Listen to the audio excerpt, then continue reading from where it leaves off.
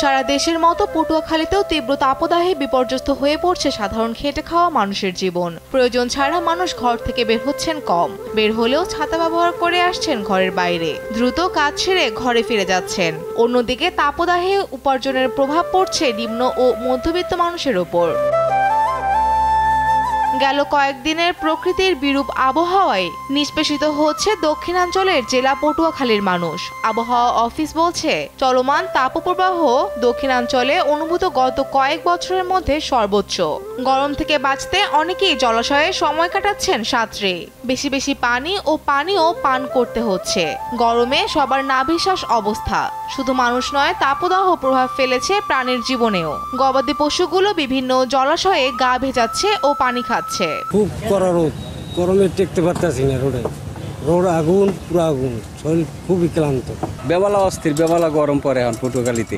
মানুষও অসুস্থ হইয়া মানুষ পানি খেয়ে লেবু পানি খায়। প্রতিটি সকাল 11টা থেকে রাত 11টা পর্যন্ত ডাব শরবত মোটামুটি ভালোই চলে। বর্তমান সময় এই গ্রীষ্মে আজকের কথাই বলছি, এত তাপমাত্রা যে বাইরে বাইর হওয়া সম্ভব না। তবু একটু জরুরি কাজের জন্য ছাতা নিয়ে বেরিয়েছি।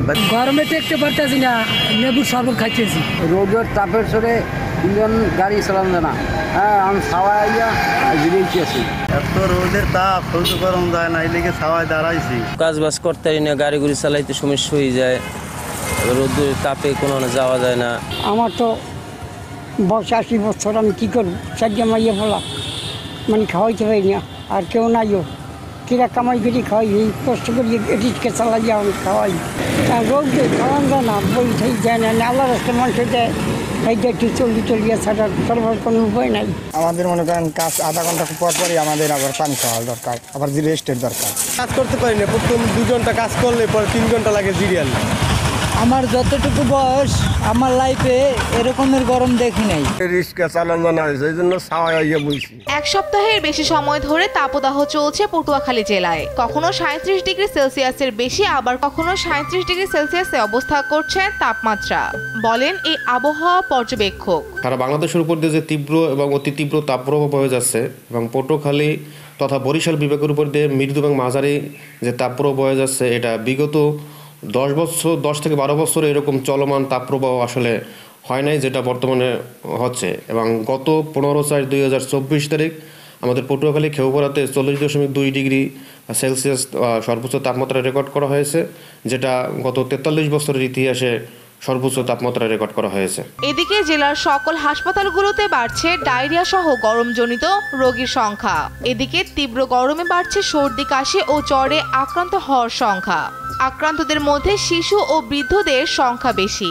বাগদার পর্যন্ত যে গেছি, অটোতে সবাই একটু নামছি, হুন্ডে যাবো, এর মধ্যে বমি করে সব আমার ভিজে ফেলে লাগবে না, তাড়াতাড়ি আমার হাসপাতাল নিয়ে যাবো। আসে মনে 5-7 মিনিট সময় হয় না, এর মধ্যে একেবারে হাতের উপরে যায়। তীব্র গরমে দেখা যাচ্ছে বিভিন্ন ধরনের সমস্যা, বলেন এই চিকিৎসক। আমাদের সমুদ্র উপকূলে এলাকায় এই তাপপ্রবাহটা গত কয়েক বছরের তুলনায় সর্বোচ্চ মনে হচ্ছে, যে শুধু আমাদের জীবনযাপনকে আমাদের অস্থির করছে না, একই সাথে সাথে বিভিন্ন রোগ ব্যাধিরও তৈরি করছে। প্রচন্ড খড় তাপে লোকসানে পড়েছেন বোরো ধান চাষি ও সবজি চাষিরা। চলমান তাপপ্রবাহের ক্ষতি থেকে বোরো ধানের জমিতে পর্যাপ্ত পানি ধরে রাখার পরামর্শ দিয়েছেন কৃষি অফিস।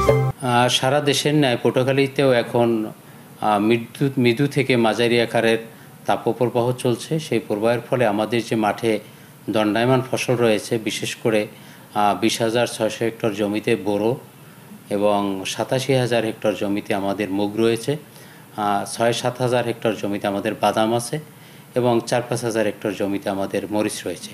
এই যে 4টি ফসল রয়েছে, এই 4টি ফসল কম বেশি কিছুটা ঝুঁকির মধ্যে আছে। এমন পরিস্থিতিতে সবাই গরম থেকে পরিত্রাণ পাবার উপায় খুঁজছেন।